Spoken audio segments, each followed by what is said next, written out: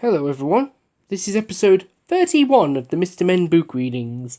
Mr. Tickle and the Scary Halloween! Well, it makes sense because Halloween is on the 31st of October, doesn't it?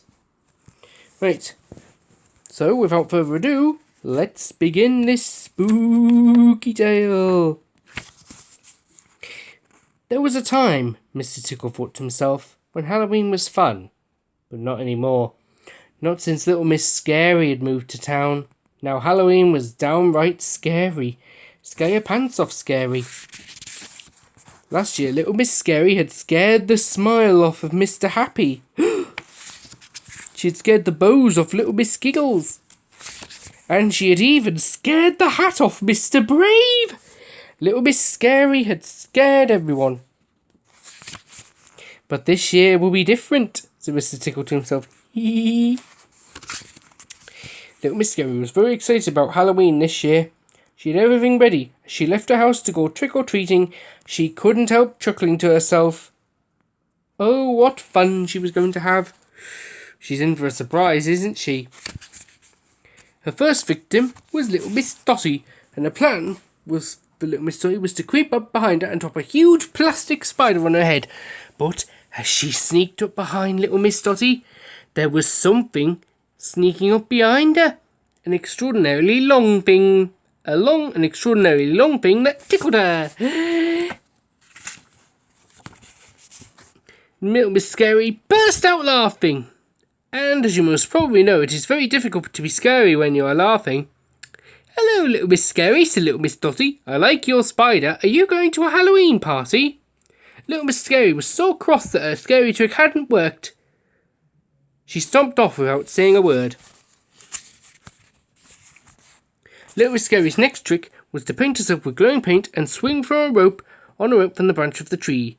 But as she sat on the branch waiting for Mr. Bump to come by, that extraordinarily long something reached up into the tree and tickled her again. She laughed so much that she fell right out of the tree.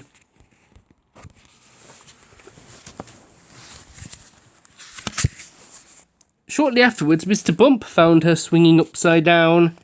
Hello, little Miss Scary, laughed Mr. Bump. That looks like the sort of thing that happens to me. Little Miss Scary could only scowl. Every time little Miss Scary tried to scare someone, something would tickle her. Now we all know who that was, don't we? But little Miss Scary could not work it out. It was turning out to be a very frustrating Halloween. And so it went on all night.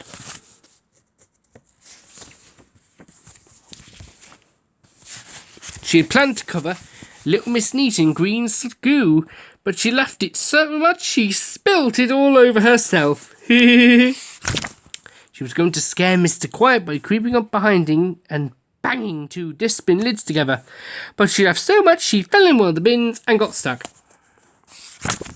And she was going to scare Mr. Grumpy with a rubber bat, but she was laughing so much even Mr. Grumpy thought it was funny. On her way home, little Miss Scary met Mr. Tickle. How was your Halloween? Asked Mr. Tickle. Not much fun, replied little Miss Scary gloomily. Not so much trick-or-treating as tickle-treating, suggested Mr. Tickle. And he laughed so much that tears rolled down his face. What a good trick that was by Mr. Tickle to teach little Miss Scary a lesson. In a few more books' time, I'll be reading his story,